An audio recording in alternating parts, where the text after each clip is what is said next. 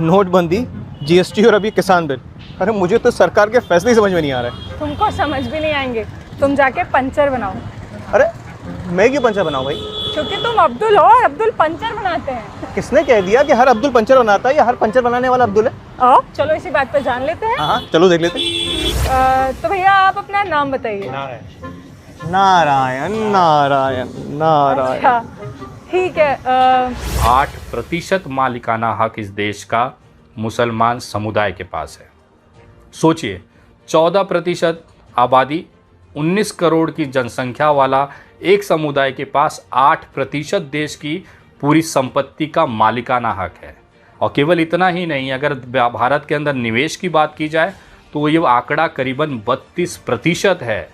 हिंदू समाज का जो व्यक्ति है वो कितना पैसा एक दिन में कमाता है, उसकी इनकम क्या है, आय क्या है, मुसलमानों की आय क्या है, विदेश देश पूरा नेटवर्थ मुकेश अंबानी की औकात अगर आप बात करेंगे तो 88 बिलियन डॉलर थी।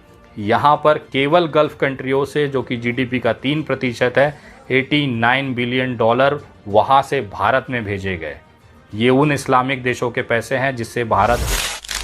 अस्सलामुअलैकुम दोस्तों, हिंदुस्तान में मुसलमानों को टारगेट करके अनबक तो कहते हैं कि मुसलमान पांचर है पांचर। इसीलिए आप लोगों के सामने ऐसे वीडियो लेके आया हो जो देखकर अनबक तो रो रो कर मर जाएगी। मुसलमानों का क्या औकात है हिंदुस्तान में, इस वीडियो देखकर आप लोग हैरान हो जाएंगे। और हिंदुस्तान में अनबख्तों का क्या औकात है वो भी आप लोग जान जाएंगे। तो ज्यादा समय बर्बाद करते न हुए चलिए वीडियो शुरू करते हैं। नोटबंदी, जीएसटी और अभी किसान बिल।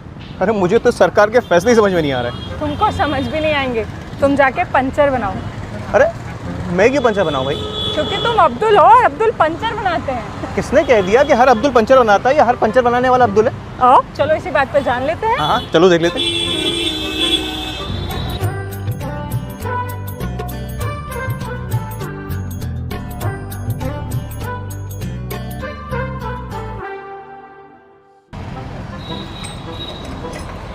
अरे सर यहाँ चलते हैं।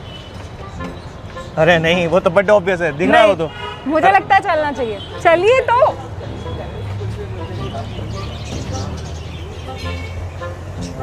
नमस्कार भाई। जी नमस्कार। आप अपना नाम बताएंगे हमें? मोहम्मद आमिर खान। मोहम्मद आमिर खान। अच्छा सर, सुन रहे हैं आप? जी सुन रहा हूँ। हाँ जी भैया, क्या नाम है आपका? रजत। हाँ जी रजत। नहीं, आपका नाम अब्दुल है। नहीं सर। अरे आपका नाम अब्दुल है, आपको नहीं पता? बताइए मैडम। ठीक है सर, पहला मिला है आपको, इतना मत भाव खाइए। हाँ जी अब्दुल भाई, क्या हाल चाल? भैया मेरा नाम अब्दुल नहीं है, मेरा नाम सनील है। नहीं, आपका नाम अब्दुल है। जी नहीं, मेरा नाम सनील है। ये मैडम कह रही थी कि आपका नाम अब्दुल है। नहीं मैडम, शायद गलतफहमी हो गई। गलतफहमी हो गई मैडम को। अच्छा, गलतफहमी हो गई मैडम को।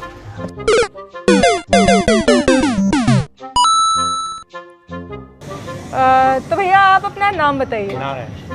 नारायण नारायण नारायण। अच्छा ठीक है। अंकल क्या नाम लिखते हैं आप? हमारा नाम है विजयकांत गिरी। जी विजयकांत गिरी। विजयकांत गिरी जी। हाँ। ओके। सिर्फ 2-4 दुकान मिल जाने से ये साबित नहीं होता कि भोपाल में अब्दुल पंचर नहीं बनाते। चलिए इनसे बात कर लेते हैं। चलिए, आफ्टर यू। हाँ तो सर, क्या नाम है आपका? मेरा नाम है नरेंद्र कुमार। नरेंद्र भाई। तो 5 minutes later. चलिए, तो नरेंद्र भाई धन्यवाद हमसे बात करने के लिए। हाँ जी, तो देख लिया आपने, मिल गया आपको अब्दुल भाई। चलिए ठीक है, मैं मानती हूँ हर पंचर बनाने वाला अब्दुल नहीं होता।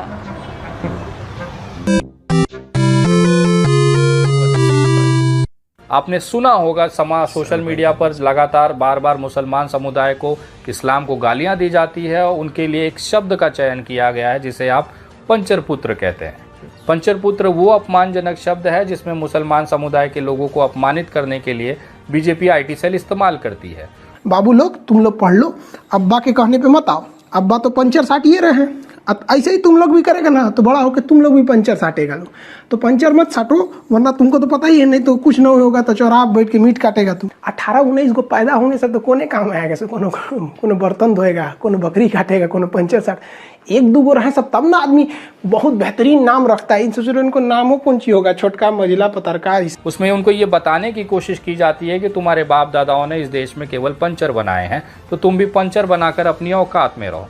लेकिन जब इनकी औकात को वित्त मंत्रालय की वेबसाइट पर मैं देखने गया तो मैं एकदम हतप्रत हो गया। मुझे आश्चर्यचकित हो गया कि क्या वास्तव में भारतीय जनता पार्टी इतना बड़ा झूठ अपने कार्यकर्ताओं और देश के लोगों को बताना की, क्या ये जानकारी सार्वजनिक नहीं हो पाती?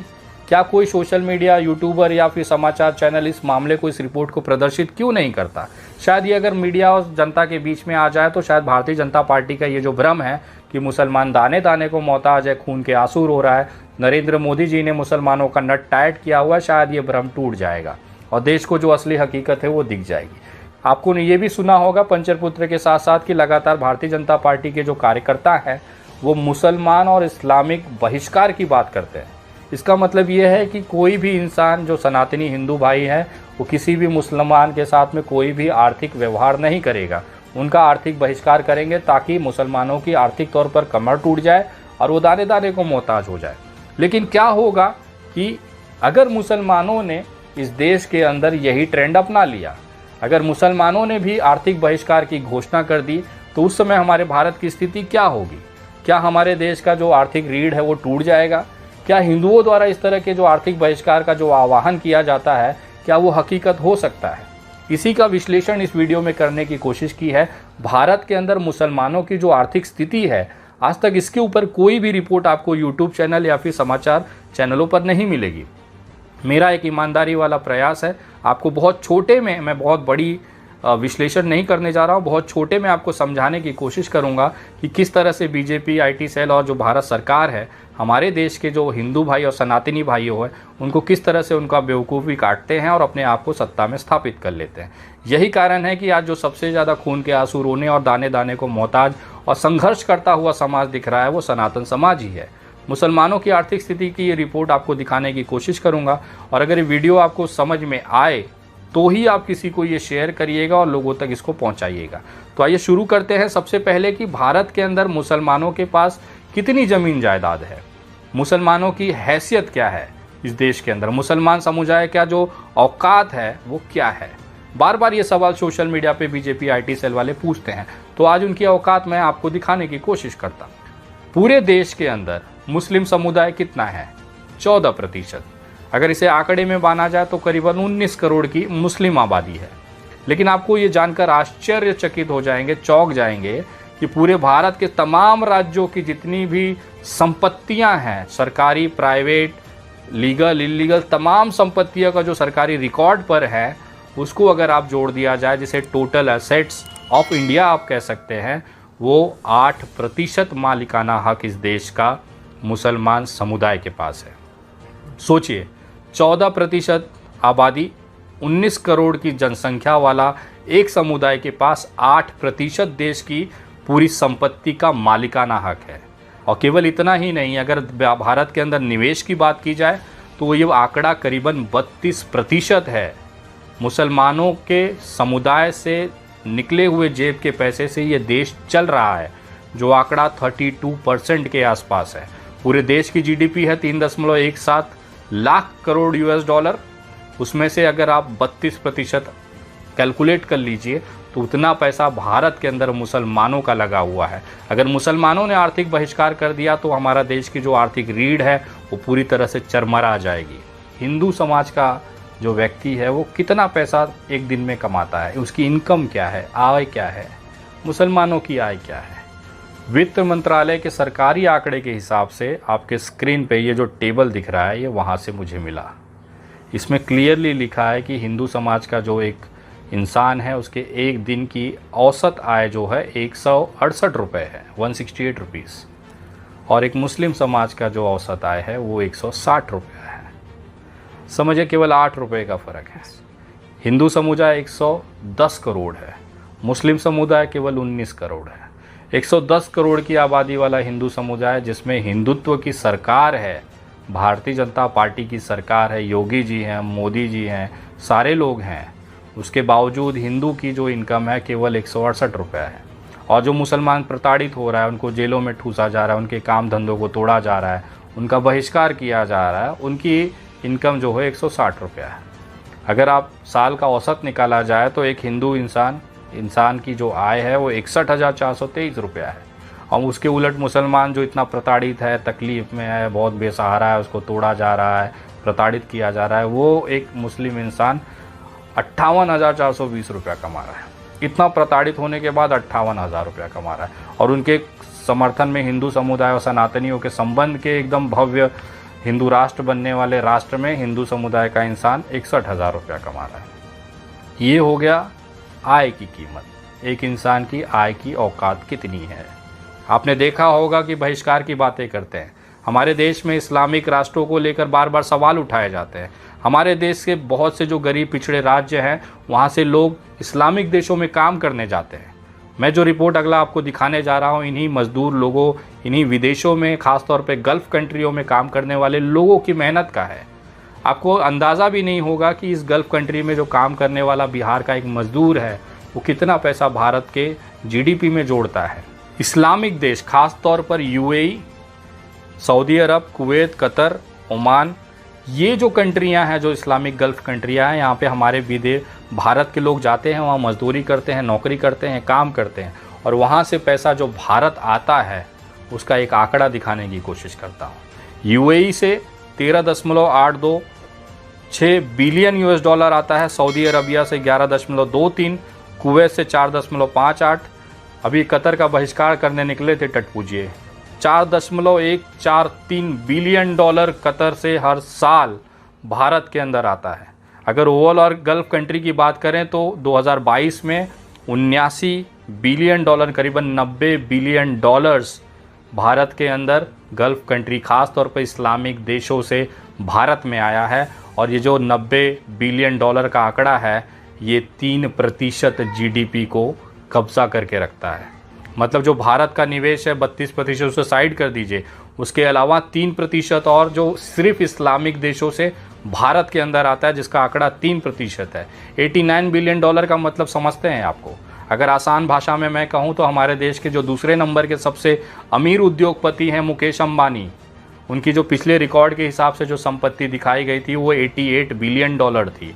मतलब विदेश देश पूरा नेटवर्थ मुकेश अंबानी की औकात अगर आप बात करेंगे तो 88 बिलियन डॉलर थी। यहाँ पर केवल गल्फ़ कंट्रियों से, जो कि जीडीपी का 3% है, 89 बिलियन डॉलर वहाँ से भारत में भेजे गए। ये उन इस्लामिक देशों के पैसे हैं जिससे भारत का जीडीपी, भारत की सरकारें बजट लेती हैं, खर्चा करती हैं, अपनी प्लानिंग करती है। हर चीज़ उन पैसों से हो रहा है, जिसका बहिष्कार इनके जो टटपूजिए हैं सोशल मीडिया पर बैठकर दिन रात उंगली घर करते हैं। सोचिए अगर इस्लामिक देशों ने भारत का बहिष्कार कर दिया तो क्या होगा। भारत का 3% का जो जीडीपी का पैसा है 89 बिलियन डॉलर, वो रुक जाएगा। भारत में अगर मुसलमानों ने बहिष्कार कर दिया आर्थिक, तो 32% जो निवेश है भारत के जीडीपी के अंदर, पूरे आर्थिक विश्व के अंदर, वो टूट जाएगा। ये लगातार कहते हैं कि मुसलमान केवल पंचर ही बना सकता है, नौकरी ही कर सकता है, इससे ज़्यादा कुछ काम नहीं आता। आइए मैं मिलाता हूँ कुछ ऐसे पंचर पुत्रों से जिनको देखने के बाद आपकी आंखें फट जाएंगी। और ख़ास तौर पर जो सच्चा सेकुलर भारतीय इंसान होगा उसको गर्व की अनुभूति होगी कि मुस्लिम समुदाय भी किस तरह से देश हित के अंदर देश को आगे बढ़ाने में अपना योगदान देता है। भारत में आईटी इंडस्ट्री का जो सबसे प्रणेता माने जाते हैं, जो पहली बार भारत के अंदर आईटी को एकदम बड़े विश्व लेवल पे लेके गए, वो इंसान एक मुसलमान था। उनका नाम था अजीम प्रेमजी। ये वही पंचर पुत्र है जिन्होंने विप्रो का एक स्थापना किया और वहाँ पर लाखों की संख्या में लोगों को रोज़गार दिया। इस पंचर पुत्र ने नहीं सोचा कि जो मेरे यहाँ नौकरी कर रहा है वो हिंदू है या मुसलमान है। इस इंसान के सिर्फ एक वैश्विक दिमाग की वजह से, एक बड़े सपने की वजह से आज विश्व के जो बड़े बड़े आईटी कंपनियां हैं उन्होंने भारत की तरफ देखना शुरू किया। जब भारत को केवल सपोरों का देश माना जाता था, एक छोटा सा देश, लेबरों का देश, मजदूरों का देश माना जाता था, वहाँ पर अजीज़ प्रेमजी जैसे लोगों ने विश्व को एहसास दिलाया कि हम आईटी इंडस्ट्री में सबसे बड़े हब हो सकते हैं। अमेरिका के सिलिकॉन वैली के बाद भारत के अंदर अजीज प्रेम जी ने वो ट्रेंड शुरू किया, वो स्थापित किया अपने आप को कि विदेशी की जो IT कंपनियां हैं वो भारत आई, उन्होंने भारत में निवेश किया, यहाँ के लोगों को रोज़गार दिया। वो कराने वाला जो पंचर पुत्र था, जिसे ये सोशल मीडिया ही कहते हैं, वो थे अजीज़ प्रेम जी। आइए दूसरे आपको मैं पंचर पुत्र से मिलाता हूँ, वो हैं यूसुफ अली। अभी लखनऊ में एक लुलु मॉल खुला था जहाँ पर नमाज को लेकर विवाद चला था। अगर सोचिए यूसुफ अली के जो इन्वेस्टमेंट भारत के अंदर है, अगर वो खींच लिया जाए तो कम से कम बहुत बड़ा झटका भारत की GDP को लग सकता है। और यूसुफ अली वो इंसान है जो नरेंद्र मोदी के खास दोस्तों में माने जाते हैं। अगर विश्व में कोई 5 टॉप दोस्तों में अगर माना जाएगा तो यूसुफ अली नरेंद्र मोदी जी के दिल के टुकड़े के हिसाब से कोहिनूर बनकर उनके दिल में राज करते हैं। और उनके टटपूजिए इनको पंचर पुत्र कहते हैं और इनके बनाए हुए माल का बहिष्कार करने के लिए रस्तों पर उतरते हैं। शायद यही कारण था कि योगी जी की पुलिस की जो लाठी थी इनके पिछवाड़े पर आज तक निशान बनाकर रखी हुई है। जिन जिन लोगों ने भी लुलु मॉल के पास फटकने की कोशिश की, उत्तर प्रदेश पुलिस ने इनके चिथड़े उड़ा दिए। यही कारण था कि नरेंद्र मोदी जी चाहते हैं कि इस तरह के उद्योगपति भारत में आए और अपने विदेश निवेश को लेकर भारत को एक विश्व गुरु को बनने का प्रयास करें। लेकिन इनके ठीक उलट इनके लोग जो हैं इस्लामिक देशों का बहिष्कार करेंगे, मुसलमानों का बहिष्कार करेंगे। तो ये वो पंचर पुत्र हैं जो एक बड़े उद्योग के साथ, बड़े इन्वेस्टमेंट के पास हमारे भारत में आते हैं, पैसा खर्चा करते हैं और हमारे यहाँ के लोगों को रोज़गार देते हैं। आइए मिलाता हूँ तीसरे पंचर पुत्र से। अगर ये नहीं होते तो शायद आपके घरों में आज लाशें बिछ गई होती। ये हैं सिप्ला के मालिक यूसुफ जी। ये वो इंसान है जिन्होंने औद्योगिक क्षेत्र में क्रांति लाई, ऐसी दवाइयों का आविष्कार किया जिसका लोहा विश्व ने भी मांगा। सिप्ला विश्व के साथ साथ बहुत बड़ी भारत की सबसे दवाई बनाने वाली कंपनी है। इनकी दवाइयाँ आप रोज़ घरों में इस्तेमाल करते हैं। छोटे बच्चों को सिप्ला की सर्दी के भाप देने से लेकर बड़े बड़े हार्ट सर्जरी और कैंसर जैसी बीमारी, HIV जैसी बीमारियों में इनका इस्तेमाल होता है। शायद यही कारण था कि ये पंचर पुत्र को भारत सरकार ने पद्मा अवार्ड से सम्मानित किया और आज इन्हीं की दवाइयों की वजह से हमारे देश के भारतीय जनता पार्टी के कार्यकर्ता, उनके माता पिता जिंदा हैं। लेकिन ये लोग कोई मौका नहीं छोड़ेंगे इन जैसे पंचर पुत्रों को बहिष्कार करने के लिए। आइए मिलाते हैं आपको अगले पंचर पुत्र से। ये हैं हबील जी, वॉकहार्ट हॉस्पिटल के संस्थापक। एक अस्पताल 20 लोगों के साथ इन्होंने शुरू किया मुंबई के वर्ली में। उसके बाद करीबन आज 7,000 स्टाफ के साथ पूरे विश्व में वॉकहार्ट अस्पताल अपने नई टेक्नोलॉजी के हिसाब से और नए नए ऑपरेशन, रोबोटिक ऑपरेशन के नाम के लिए जाना जाता है।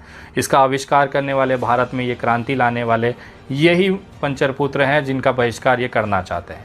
ये अपने बाप और दादाओं का इलाज तो वॉकहार्ट में कराएंगे, लेकिन ट्विटर पे और सोशल मीडिया पे ज़रूर लिखेंगे कि इस देश में हम मुसलमानों से आर्थिक व्यवहार नहीं करेंगे। ये लाखों रुपए का बिल वॉकहार्ट हॉस्पिटल में जमा कराएंगे, लेकिन सोशल मीडिया पे ज़रूर लिखेंगे कि हम मुसलमानों से 1 रुपया भी खरीदारी नहीं करेंगे। तो ये दोगलापन केवल भारतीय जनता पार्टी के कार्यकर्ताओं में है। और रही बात मुसलमानों की औकात की बात, तो इस देश के हैदराबाद में हमने देखा नासिर खान नाम के इस लड़के ने 12 करोड़ की एक गाड़ी इस ज़मीन पर खड़ी कर दी। 12 करोड़ एक बहुत बड़ी अमाउंट होती है। इस तरह की गाड़ियों लेने की जो सोच है वो मुकेश अंबानी और अडानी के पास भी नहीं है। इस इंसान ने अपनी मेहनत के पैसे से ये 12 करोड़ की गाड़ी खड़ी कर दी। और ये गाड़ी खड़ी करने वाला भी नासिर खान जो है, ये सोशल मीडिया के भाजपाई IT सेल के द्वारा एक पंचर पुत्र है। तो ये औकात है मुसलमानों की।